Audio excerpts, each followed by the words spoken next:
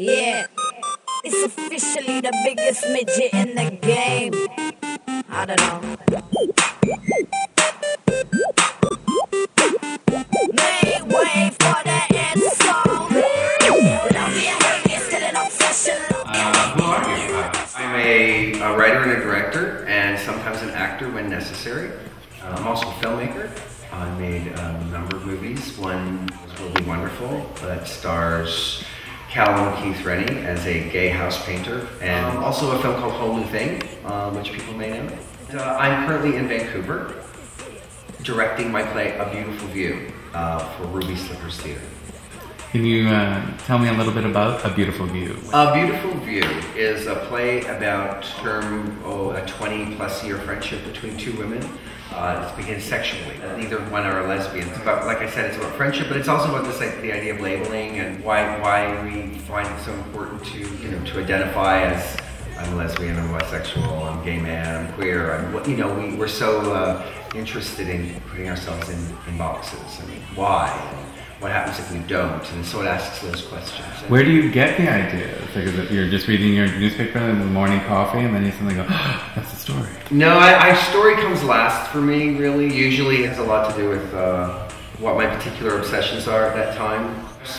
Sort of retrospectively, probably people would say that it's based more about philosophy and psychology in the work than there really is about narrative or traditional storytelling. I think that the stories come from ideas around belief systems, something that I believe to be true, and I try and find voice to that. It creates character. Characters create situations, and those situations create stories. So I'm really, I guess I'm just always trying to say the same thing over and over again, which is, why can't we just get along? And why are we afraid of the things we're afraid of? You have such interesting plots, interesting stories. What is your process? How do you go about writing? Usually I just start making notes, dialogue, so I'm finding character. I allow the story to come later, so important to me is to keep the audience engaged. I think one of the biggest crimes that theater commits is being boring. I think, and it's easy to be boring. Theater can be boring very easily.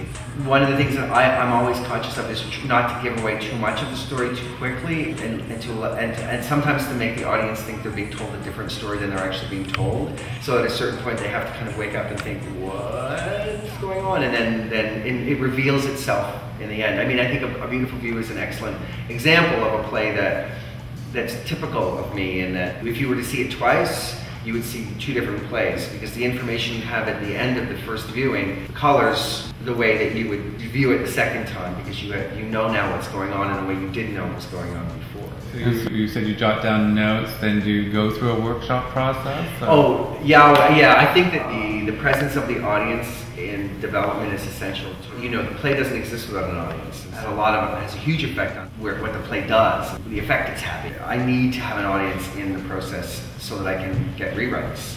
Theater's not writing. Playwriting isn't writing. Playwriting is creating text to be spoken. So until you hear this text spoken, you don't know. And until you hear the text spoken to purpose, which is to be heard, you don't know. And you can't be the ears to the text because you're writing the text. And even the people who are working on the show can't be the ears to the text. The ears to the text have to be the people who've actually come expecting something from it that isn't their job. From my perspective, the play is finished after the final performance. Well, even then, it's just abandoned, not finished, But I think that there's constant work to be done on the play. That getting it up in front of the audience is just a kind of a draft. Cool. So who do you seek out to be inspired by? Recently, philosophers. I've been reading philosophers, but often music. I'll find a perfect mix. I'll have it playing over and over to the point where I don't even hear it anymore, and it just becomes sort of wallpaper. So music as a big thing for me. So yeah, but mostly really, I don't really find that theater inspires me to theater, but I find music inspires me to theater for sure. Now, what advice do you give to writers? We see a lot of times people who put all their passion and heart into something, and then it is not very effective, or it's a maudlin.